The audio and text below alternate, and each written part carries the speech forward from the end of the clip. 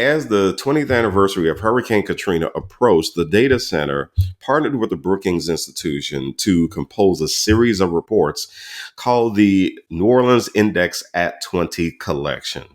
One of those reports was about philanthropy in New Orleans post Katrina, and the author, Dr. Halima Leak Francis, who joins me again on the way forward. They said I could not get you rebooked, and dog it, I got you rebooked.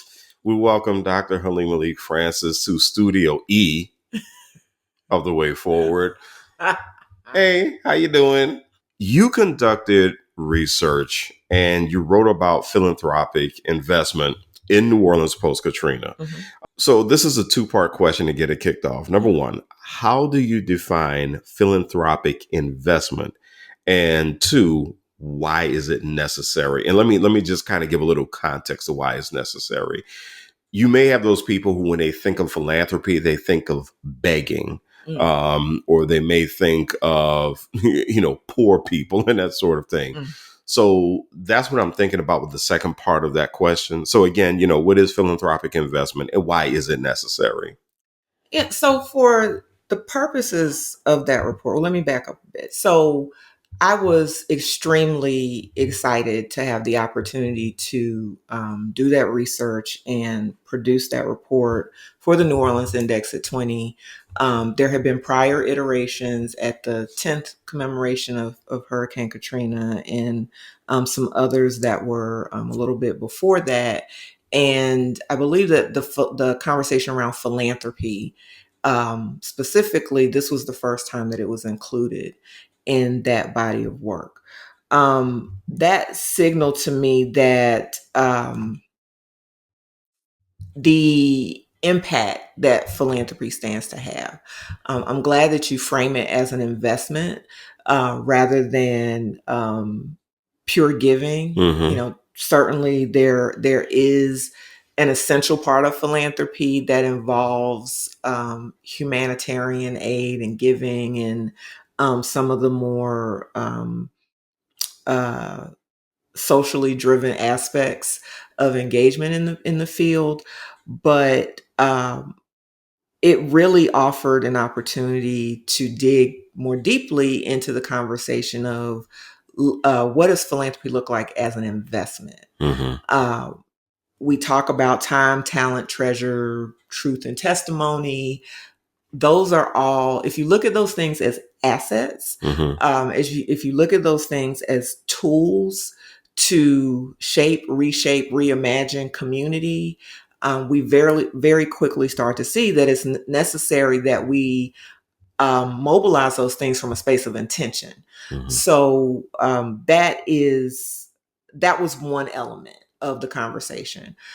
For the purposes of this particular report, the research that I did, I focused on the philanthropy of private foundations and institutional philanthropy, essentially. So what did we see from partners or foundations like Kellogg, Kresge, and many, many, many others who invested and continue to invest in New Orleans post-Katrina and the 20 years since. Mm-hmm. It was an opportunity, again, to look at a very specific segment of philanthropy and how it operates, and how it supported recovery, how it's supported resilience, and how it's moving us towards prosperity. So those were some of the focal points of the report with regards to philanthropy, how it operates, what was the experience post-Katrina, and just the learnings and the mm-hmm. lessons that we can extract from that as we continue to prosper, or we continue to envision what we want to see for our city. So when you talk about why philanthropy exists, and I really wish I could remember the Martin Luther King Jr. Quote about philanthropy, but it was something along the lines of, we wouldn't need it in the first place if there were more equity. I think it was something along those lines, and forgive me, Brother King, but but when people think about, I want to come back to the fact that when people think about philanthropy, they think about, and I'm not trying to poke fun, Mhm. but they think about Little Sisters of the Poor. You know, you hear that term used, Mhm. and so is it necessarily about somebody, quote unquote, with a lot of money looking for a bunch of quote unquote poor people to help? No. Okay. And I'm not familiar with the Dr. King quote, Mm-hmm. but from what you've shared, I don't necessarily agree. Mm-hmm. So I see philanthropy as a tool to shape what we want to see in society. So I've always, um, when I talk about philanthropy, I usually talk about not only the corrective Mm-hmm. power of philanthropy. So, how do we use philanthropy to fix our issues? But also, what's the creative power? If you look at historic philanthropy, and this is looking at the work that Booker T. Washington, was known as for his fundraising prowess Mm-hmm. in establishing Tuskegee University or Tuskegee Institute at the time, and support for other HBCUs. A lot of what he did in engaging people, engaging donors, was giving them a vision. Mm-hmm. Giving them a vision for what was possible, giving them a vision, Mm-hmm. giving them something to invest in.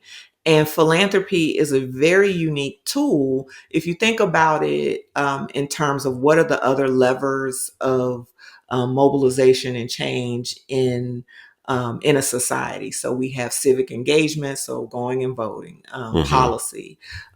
You have um, other decision making mechanisms around budget allocations.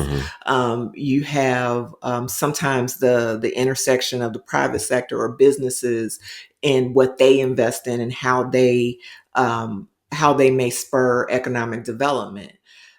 Those mechanisms, those methods are not always as accessible by everyday people.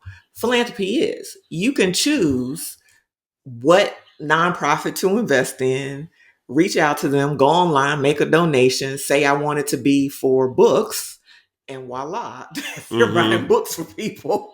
It's not that straightforward, but it is that accessible. Yeah. So I think it's one of those spaces that we have a lot of individual agency and a lot more say in than some other mechanisms that we engage in, that we should engage in, and we should exercise our voices in.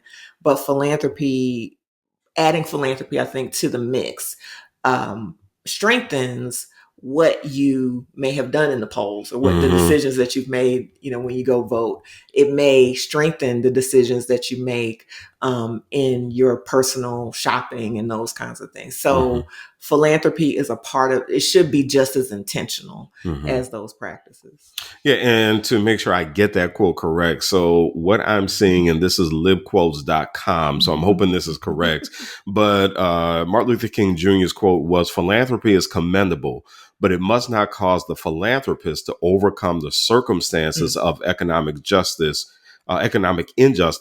which make philanthropy necessary." And so that is the context of the quote that he did about philanthropy. So as you did this report, what was a big aha moment about philanthropic investment post Katrina? Oh boy, there were a few. The biggest aha moment for me was reconciling the amount, the scale of non-local investment Mm. in addressing local issues. Hmm.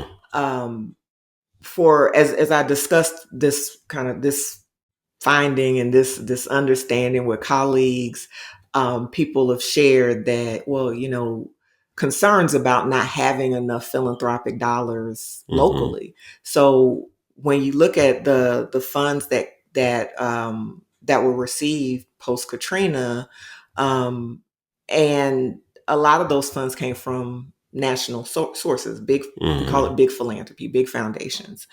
Um, we don't necessarily have the geographic placement of those foundations here in New Orleans, in Louisiana, and across the Deep South in many cases. So when you look at like the Kresge Foundation, they're based out of Detroit. Detroit, yeah. You have others that are New York, California. So they're in these big metropolitan areas where there tends to be a lot of wealth. So that signals vulnerability for a lot of people. So if you have foundations that are not based here and funding that is not based here, how do you keep them engaged? Because when you lose those resources, things, it's hard to sustain the work. So how do you keep them in the conversation? And we did see a move of some foundations, some funders, some individual funding drifted away as we got further and further and further away from Katrina. I've begun to think about it in a different way, rather than saying, how do we build more philanthropy, or how do we generate more local philanthropy, which is certainly important, and certainly we need to think about that and do that. But we need to also recognize that the problems of New Orleans reflect the problems of the country. So if you go to Detroit, if you go to, I'm from Winston-Salem, North Carolina, there was a big storm. There were infrastructure issues. There are issues with education. New Orleans is a very unique space because we have the gift of this kind of social cohesion, this multi-generational presence of people who have very long memories of different situations and different circumstances. So with that comes a degree of wisdom that everybody else does not necessarily have. So the case for investment in New Orleans philanthropically very quickly becomes, okay, Kellogg, and I keep calling on Kellogg because they have been one of the luminaries that have stayed.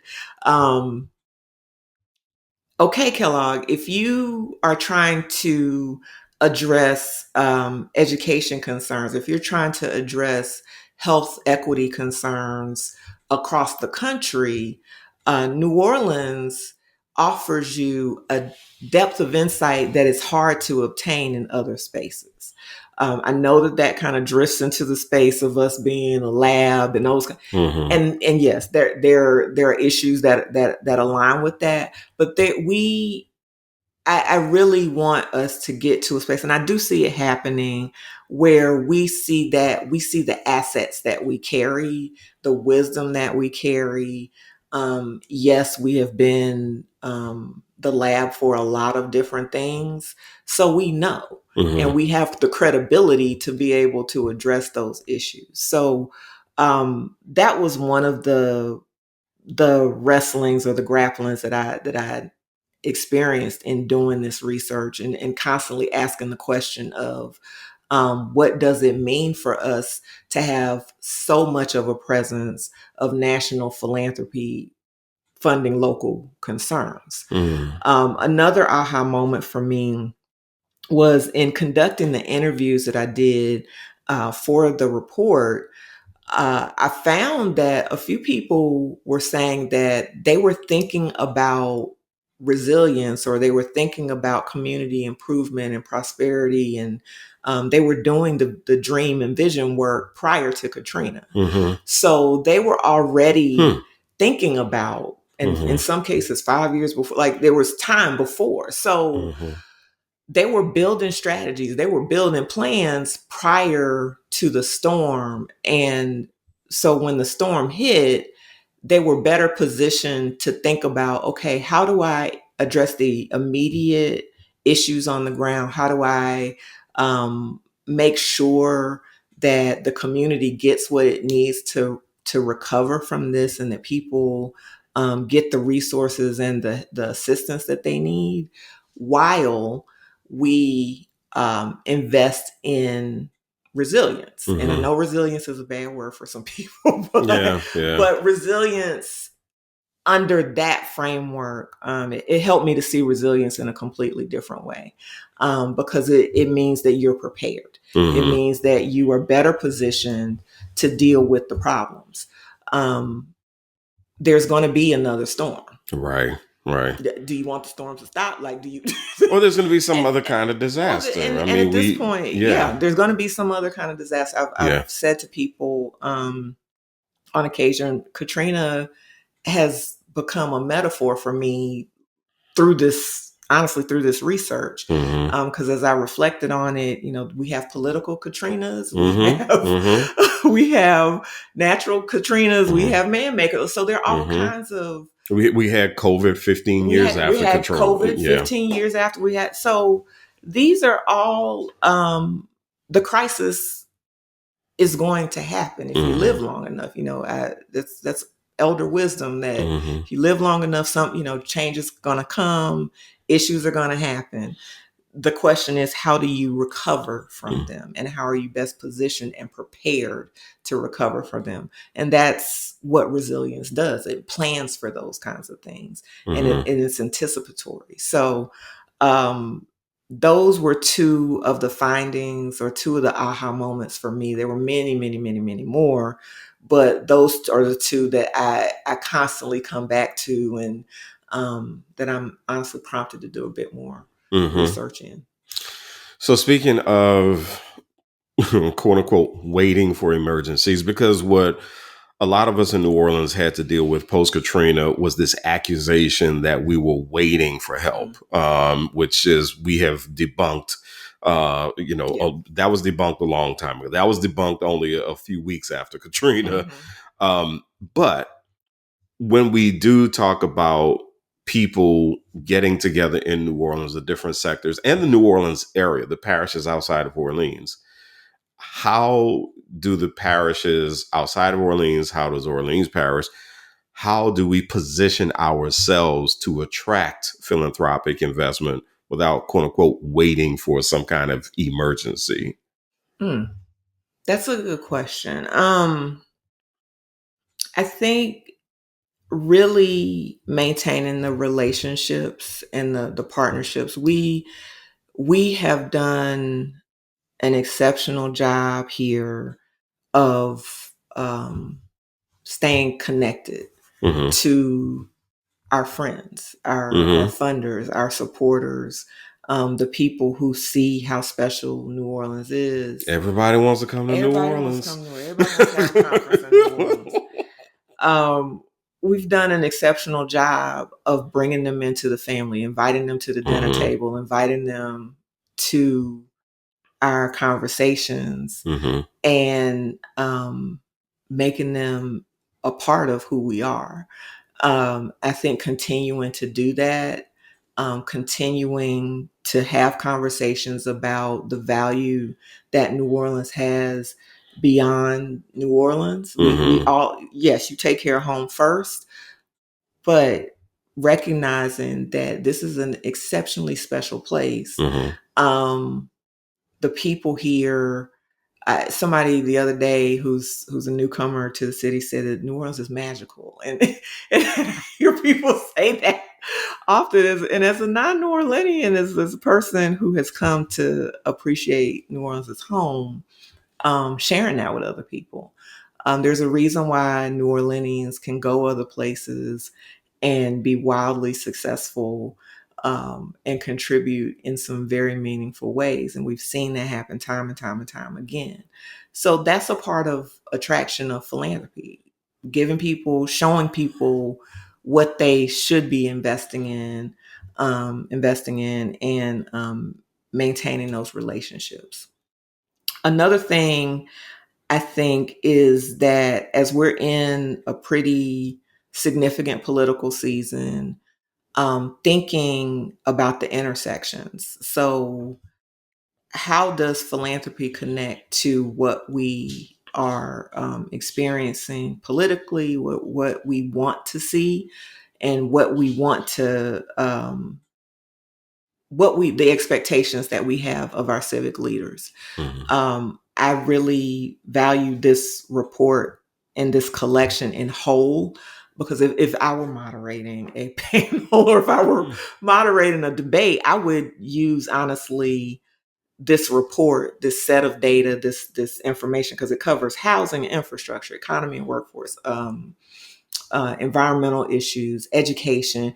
infrastructure. It covers the gamut. And something you did mention in the report is the need for more community input. Right. Yeah. So community voice, this, like, I really urge people, I urge the community, read what the data center has produced. We're very fortunate to have the data center here that focuses on data specific to the greater New Orleans area. Read the whole of the report, read the companion pieces, go back, read the 10-year report, refer back to it, because those are the questions we should be asking our candidates. Philanthropy's role in that, though, a lot of the resources that supports this work, this type of research, comes through philanthropy. So being able to engage in a way that says support the research. I get countless from some of the organizations that I follow, some of the think tanks. The funding not only goes to programming, which is core important, but it also goes to knowledge creation. And I think that as we are wrestling with, and as we are grappling with some issues that we want to resolve and we want to see progress in, we have to invest in the resources. We have to invest in the research, bringing that data to our front porches and to our back porches. Ding, ding, ding. We got a front porch call out and a back porch call out. Kemper and Grayling. Yep. So bring that data, bring it to those kitchen tables and porches and in those conversations as we're making those decisions. But this is also, and I'm not trying to pat myself on the back about this, but I've gotten the opportunity to interview 12 university, college and university presidents and chancellors. And so listening to you just use the term knowledge creation, I don't think people realize how much of a resource higher education is, especially when philanthropic investment is routed through higher education and can benefit what's happening in the community with everyday people. And so we definitely have the higher education infrastructure to attract a lot of philanthropic investment. We have the public scholar infrastructure. So when you think about people who are non-university affiliated here who have done some tremendous research. Yeah. We have, again, a unique feature of New Orleans. You have people who have different domains of understanding and of knowledge and of research. We have to get that documented. That was a challenge for me in this report and in this research, was that there was a hidden story. There was a pretty much undocumented story of people's experiences that was really challenging to extract because nobody did the research. The research that was captured, or the way that the research was constructed, focused on certain communities or framed certain communities in certain ways. That was a challenge, and that was a limitation of the study, in my opinion, is that it was hard to extract that data. It was hard to parse out that data and figure out, the neighborhood impacts or the neighborhood distributions of funding, because the way that the follow-up studies to Katrina were constructed, they focused on certain things. They focused on the things that we saw in the news.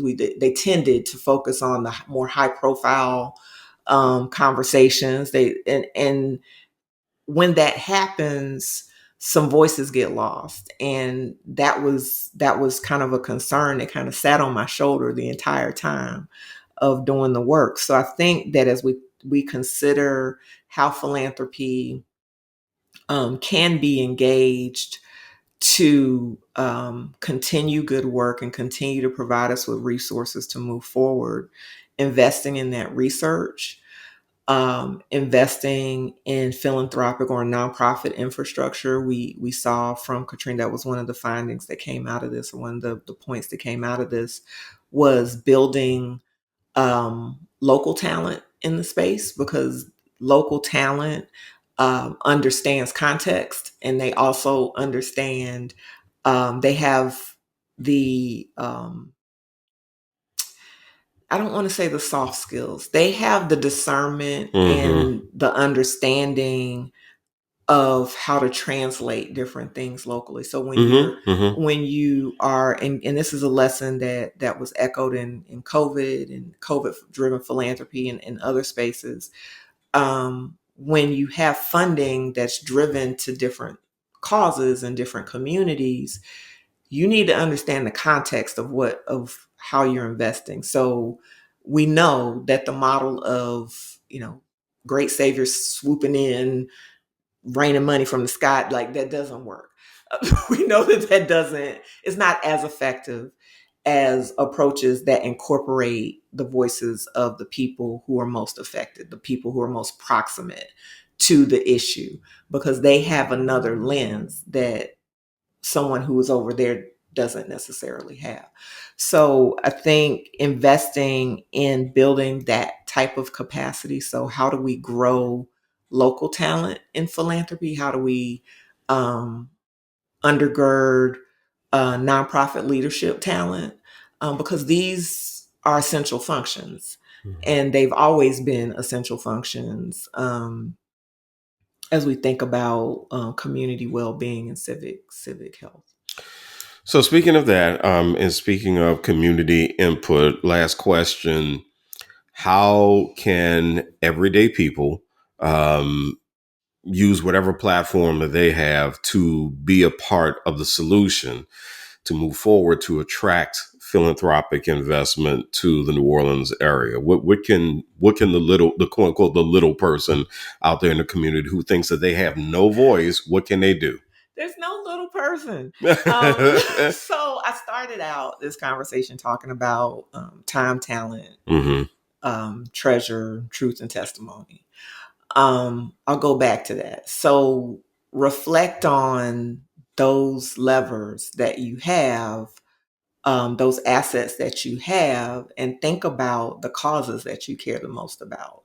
And as you're thinking about the causes that you care most about, think about the people who are closest to you. Think about those who you love the most. Think about your pets. Like if that's what you care most about, and how you can reach out to the closest nonprofit, volunteer, go volunteer for a day of service, volunteer with a nonprofit that's doing a fundraiser, share a post Hmm. on social media. If you see a nonprofit that's recruiting even for a staff position, share it, post it, because that all plays a role in building up capacity. A lot of times we say, okay, well, that's a little thing. But there's a little thing, where people engaged in collective giving and they put all their 10 cents together and their 5 cents together. And there's a student who needed to go to college, and that kid was able to go to college. So when you talk about things like mutual aid, that's what it looks like. Other people pitching in whatever they have, whatever they can contribute. And in some cases, that is time.